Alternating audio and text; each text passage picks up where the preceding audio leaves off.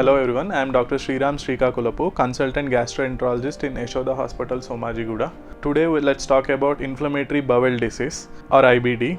IBD is a chronic intestinal disease which can affect your entire gut from mouth to the anal canal. It is mainly of two types, the Crohn's disease and ulcerative colitis. Recently, the prevalence and incidence of IB is increasing, especially in younger population. The most important thing about IBD is early detection and early treatment, improve the health outcomes and to save the bowel. Ulcerative colitis will affect your colon. It has good treatment options from medicines to surgery. Crohn's disease can affect any part of your intestine from mouth to the anal canal. The goal in the treatment of IBD is to decrease inflammation, to catch the inflammation as early as possible, to treat it as aggressively as possible so that you can go to your normal lifestyle sooner. There are many treatment options available for inflammatory bowel disease.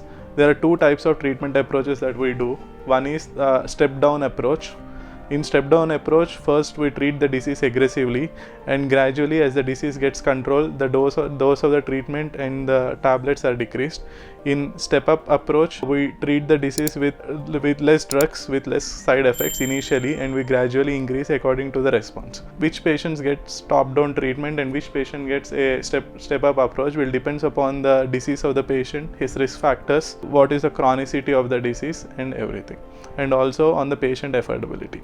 Right now, the treatment options available for ulcerative colitis and Crohn's disease include simple medications, corticosteroids, immunomodulators, and biological agents. When all the medical management has been tried, but still the disease persists, there are good surgical options available for both ulcerative colitis and Crohn's disease. Thank you.